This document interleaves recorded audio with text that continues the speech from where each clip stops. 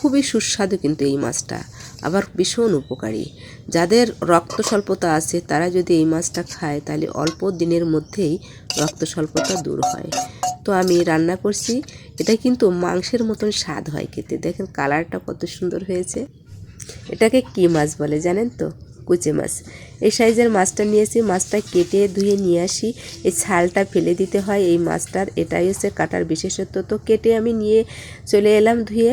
আর এর জন্য আমি আলু কেটে নিয়েছি, আর পেঁয়াজ কেটে নিয়েছি, আদা কেটে নিয়েছি, আর শুকনো জাল, গরম মশলা, জিরে ধনে এটা আমি বেটে নেব। তো আদাটা দেখালাম আমি শিলপাটাতে শুকনো জাল জিরে ধনে দিয়ে দিয়েছি, বেটে নেব। আর বেটে আমি আলাদা পাত্রে নিয়ে নিলাম, আলাদা বাটিতে করে এই মশলাগুলো রেখেছি, দেখালাম আপনাদের। আর এখন আমি মাছে হলুদ আর লবণটা মাখিয়ে নিই। দিয়ে দিলাম লবণ, এখন দিয়ে দিই হলুদ। হলুদ আর লবণটা দিয়ে সুন্দরভাবে মাখিয়ে নিলাম। আর কড়াইটা আমি আগে থেকে উনুনে দিয়ে দিয়েছি, কড়াইটা কিন্তু গরম হয়ে গিয়েছে। তো কড়াই আমি এখন দিয়ে দিই তেল। তেল দিয়ে দিলাম। খুব বেশি তেলে কিন্তু আমি রান্নাটা করি না, আপনারা জানেন। আমি অল্প তেলে সবসময় রান্না করে দেখাই কিভাবে স্বাদের খাবারটা খাবেন। তো আমি পরিমাণ মতন তেলটা দিয়ে দিলাম। এখন আমি মাছটা দিয়ে সুন্দরভাবে ভেজে নিই।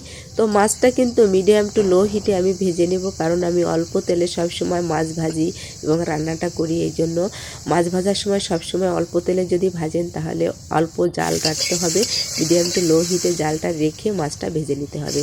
তো আমি ভেজে নিয়েছি। খুব জোরে জাল করলে কিন্তু অল্প তেলে মাছ ভাজলে মাছটা পুড়ে যায়।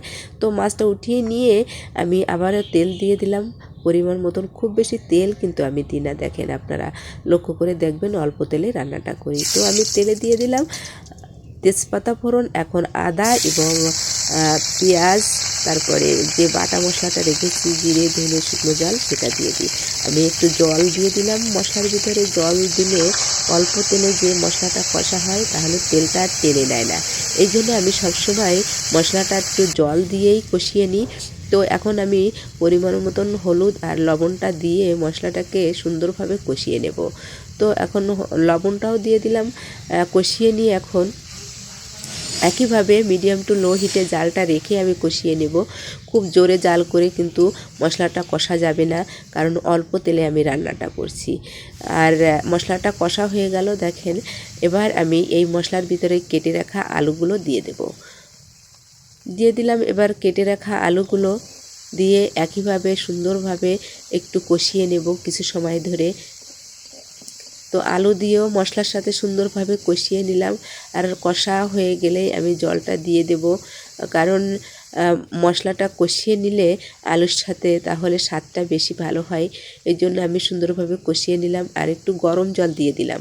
গরম জল দিলে সুন্দর হয়, এই জন্য একটু গরম জল দিলাম, তবে আপনারা ঠান্ডা জলও রান্না করতে পারেন। তো জলটা দিয়ে আমি একটু ঢাকা দিয়ে দেব, 5 মিনিটের মতো ঢাকা দেব। খুব জোরে জাল করব, যখনই উতরনি উঠবে তখনই মাছটা আমি দিয়ে দেব। তো 5 মিনিট পরে কিন্তু আমি ঢাকনাটা খুলে নিলাম।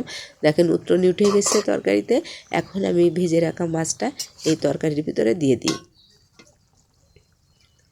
ভেজে রাখা মাছটা দিয়ে দিলাম। দিয়ে আমি আবারও 6 থেকে 7 মিনিট জোরে জাল করে নেব। এখন খুব জোরে জাল করব, কারণ এখন তো আর কোনো কিছু পুড়ে যাওয়ার ভয় নেই, এই জন্য এখন খুব জোরে জাল করব। তো জোরে জাল করে নিলাম। আর আমি কিন্তু গরম মশলা বেটে নিয়েছি, সেটা এখন দিয়ে দিই।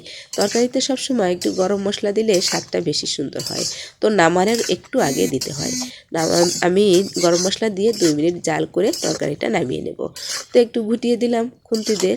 তো আমার কিন্তু রান্নাটা প্রায় কমপ্লিট। এখন আমি তরকারিটা নামিয়ে নিই। কত সুন্দর কালার এসেছে। আর মশলা মানে গরম মশলাটা দিলে যেন তরকারিটা আটালো একটা ভাব হয়ে আসে। তো নামিয়ে নিলাম আমি এই পাত্রে। দেখেন কত সুন্দর লাগছে দেখতে, খেতেও দারুণ। পরিবেশন করে দেখালাম। দেখেন বাটিতে উঠিয়ে নিয়েছি, মনে হচ্ছে না মাংসের মতো, খুবই সুন্দর লাগে খেতে। তো আপনাদের সবাইকে ধন্যবাদ পুরো ভিডিওটা দেখার জন্য। আবার দেখা হবে নতুন কোনো রেসিপি নিয়ে।